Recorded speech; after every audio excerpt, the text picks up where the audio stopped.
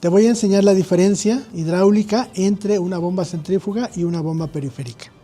La bomba centrífuga me va a entregar un caudal mayor y una presión media. Sin embargo, la bomba de tipo periférica, que es esta, como podemos ver, tiene una carcasa más pequeñita, lo cual me va a determinar que el volumen o caudal sea mucho menor, pero con una presión más alta. Esa es la diferencia. Es decir, si tú requieres mayor presión, te recomiendo una bomba periférica, y si tú requieres mayor cantidad de agua, te recomiendo una bomba centrífuga. Estas las puedes encontrar en cualquier sucursal del surtidor.